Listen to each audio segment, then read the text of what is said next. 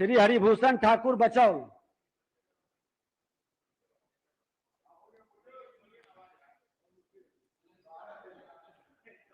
बोलिए। पूरक। अध्यक्ष महोदय, हम सभी जानते हैं कि संगीत की उत्पत्ति शंकर के डमरू से हुई है और पात्रता परीक्षा संगीत की जो 10 साल पहले ली गई और उसके बाद न संगीत शिक्षकों की पात्रता परीक्षा ली गई है, न उनका बहाली हो रहा है। मैं आपके माध्यम से सरकार से पूछना चाहता हूं कि संगीत पात्रता परीक्षा में जो पास किए 10 वर्ष पूर्व, उनकी बहाली कब होगी और पुनः संगीत पात्रता परीक्षा सरकार कब लेगी? मैं आपके माध्यम से पूछना चाहता हूं। माननीय मंत्री शिक्षा विभाग। महोदय, मैंने उत्तर में कहा है कि संगीत शिक्षकों की बहाली जो छठे चरण की नियुक्ति प्रक्रियाधीन है उसके तहत की जा रही है और ये बहाली हो जाती है। और संगीत शिक्षक अगर जितने अभी पिछले मतलब एसटीईटी से जो पास हैं वो एग्जॉस्ट हो जाएंगे या 7वें चरण फिर तुरंत प्रस्तावित है, 7वें चरण के बाद हम लोग फिर से नई पात्रता परीक्षा ले लेंगे। संगीत ऐसे महत्वपूर्ण विषय को सकारात्मक जवाब दिए हैं। छठे और 7वें चरण में और पुनः दोबारा कब पात्रता परीक्षा होगी अध्यक्ष महोदय, इसका भी माननीय मंत्री जी जवाब देते। महोदय, हमने कहा कि छठे चरण में भी नियुक्ति की प्रक्रिया चल रही है। हमने ये थोड़े कहा कि 7वें चरण में करेंगे, हमने कहा कि छठे चरण में भी कर रहे हैं, 7वें चरण में भी करेंगे। पिछला जो एसटीईटी हुआ है उसमें लगभग 759 अभ्यर्थी उत्तीर्ण हुए हैं, उनके नियुक्ति की प्रक्रिया चल रही है। हमने तो ये कहा है कि अभी 7वें चरण की जो नियुक्तियां हैं वो प्रस्तावित हैं, उनके लिए निर्धारित है। ये अगर संगीत शिक्षक की रिक्ति बचेगी हम जरूर परीक्षा लेंगे। हम तो बता रहे हैं परीक्षा लिए हैं, 759 जो उत्तीर्ण है उन्हीं का अभी नहीं हो पाया है जो हम छठे और 7वें चरण में कर रहे हैं। मंत्री जी के जवाब से अंतिम है, एक वो तो पहला बार जीवन में अबे किया है हुजूर। हाँ बोलिए, आप बोलिए। मेरा कहना है कि 6 चरण या 7 चरण जो भी पास किए उन सबों का कब तक ये अब जो प्रक्रिया है उसमें पूरे छात्रों का जो कंप्लीट कर गया संगीत पात्रता परीक्षा उसका नियोजन हो जाएगा कि नहीं? माननीय मंत्री जी, संगीत से बड़ा प्रेम है। महोदय, इसमें हम माननीय सदस्य को और सारे सदन को बताना चाहते हैं कि सरकार तो बचौल जी के भावना से न सिर्फ सहमत है बल्कि उस दिशा में हम तत्पर हैं। हम ये आपको बता रहे हैं कि हमने छठे चरण में, और आप ये समझ लीजिए कि जिस एसटीईटी संगीत परीक्षा को दोबारा या फिर से अगला आयोजित करने की बात आप कर रहे हैं, अभी जो परीक्षा हमने ली है हमने आपको संख्या बता दी है कि उसमें 759 उत्तीर्ण अभ्यर्थी अभी प्रतीक्षा में है। और छठे चरण की महोदय जो हम नियुक्ति कर रहे थे, बल्कि सच पूछते हैं तो हमें मलाल है कि हम चाह कर भी नहीं कर पा रहे। फिर से जो न्यायिक हस्तक्षेप हुआ है कि फिर से जो लोग पात्रता नहीं रखते थे, एक न्यायिक आदेश आ गया है कि हम उनको भी शामिल करावे। और महोदय, उनको छठे चरण में शामिल कराने का सीधा अर्थ यही होगा कि हम फिर से सारे विज्ञापन को रद्द करके फिर से पद विज्ञापित करें और फिर से ले।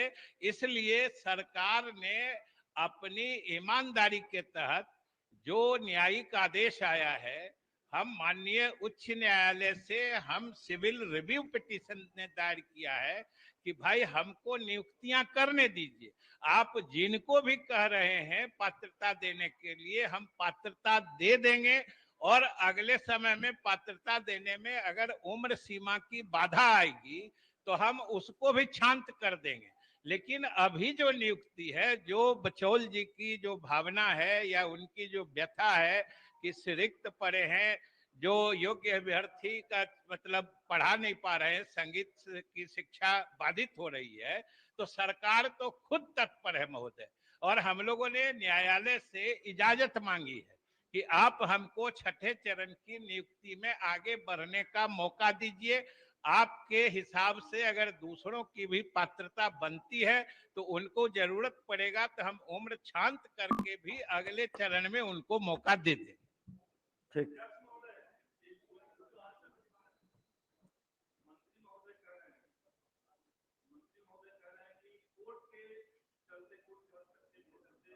छठे चरण की बहाली रुकी हुई है, लेकिन कोर्ट ने कहीं से भी ये नहीं कहा कि इस पे स्टे लगा हुआ है। कोर्ट ये नहीं कह रहा है। कोर्ट कह रहा है कि सरकार और विभाग इस पर निर्णय ले। तो अगर सरकार को नहीं लेना है, जिन अतिरिक्त कैंडिडेट्स की बात हो रही है, तो डायरेक्ट बहाली हो सकती है। कोर्ट का स्टे कहीं से नहीं है। पूरक क्या है आपका? पूरक है महोदय कि 2011 में जो स्टेट क्वालिफाई किए हुए हैं और आज 2022 चल रहा है, इन अभ्यर्थियों को छठे चरण की तत्काल नियुक्ति सरकार कब तक करेगी, क्योंकि कोर्ट का स्टे नहीं है। और सातवें चरण की नियुक्ति कब शुरू की जाएगी, क्योंकि सरकार की तरफ से अब तक 3 साल से ये लोग वेटिंग में है सातवें चरण के लिए। सरकार की तरफ से कई एक बार कहा गया है कि मार्च में आएगा, जनवरी में आएगा, फरवरी में आएगा, वो डेट बढ़ता जा रहा है। माननीय मंत्री जी। महोदय, माननीय सदस्य ने शायद हमने जो कहा ठीक से सुना नहीं। हमने कहीं नहीं कहा है कि कोर्ट ने स्थगित कर दिया है। हमारे शब्दों पर आपने ध्यान नहीं दिया। हमने कहा कि न्यायिक हस्तक्षेप हुआ है। और आप बताइए कि कोर्ट ने कहा है कि जो विज्ञापन आपने निकाला है उसमें 2017-19 के उत्तीर्ण अभ्यर्थियों को इसमें मौका दीजिए, यह स्पष्ट कहा है। जो हम लोगों के विज्ञापन के हिसाब से वो उसमें पात्रता नहीं रखते थे, और उसने कहा कि इनको छठे चरण में ही मौका दीजिए और इसमें आप आगे की कार्रवाई करिए। अब आप बताइए, उसी के लिए तो हमने उतनी बातें कही, उसको बता दिया विस्तार से। जो कोर्ट की बात मानने का मतलब है, एक विज्ञापन हमने निकाला, उसके हिसाब से जितने अभ्यर्थियों ने आवेदन डाला, हमने नियोजन इकाई वार उनकी मेधा सूची तैयार करके रखी है। हम 15 दिन में सबको नियुक्ति पत्र देने वाले थे। तिथियों की घोषणा हमने कर रखी थी। अब उस बीच में न्यायालय ने कहा है कि इनको भी शामिल करिए। शामिल करने का क्या मतलब है कि हम वो सब रद्द करें? वही तो हमने शुरू में कहा कि हम फिर से विज्ञापित करें, फिर से वो आवेदन डालेंगे, फिर से नियोजन इकाई वार मेधा सूची बनेगी। वही तो हम कह रहे हैं कि उन्होंने जो कहा है, जिस ढंग से हस्तक्षेप किया है, उसके निहितार्थ ये सब है।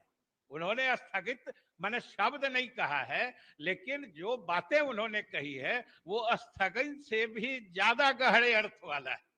ठीक। माननीय सदस्यगण, आज हमारे बीच सदन की कार्यवाही देखने के लिए जहानाबाद से स्कूल के कुछ बच्चे आए हैं। इन्हें हमारी लोकतांत्रिक प्रक्रिया और संसदीय परंपरा के उज्जवल पक्ष में से परिचित कराना हम सबकी जिम्मेवारी है। ये लोकतंत्र को एक व्यवस्था के रूप में नहीं बल्कि जीवन शैली के रूप में इसे अपना सके, यह प्रयास हम सबको करना है।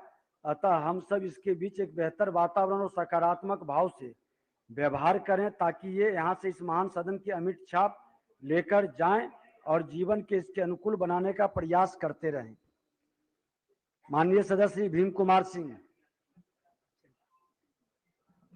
माननीय सदस्य श्री भीम कुमार सिंह अनुपस्थित हैं। श्री वीरेंद्र प्रसाद।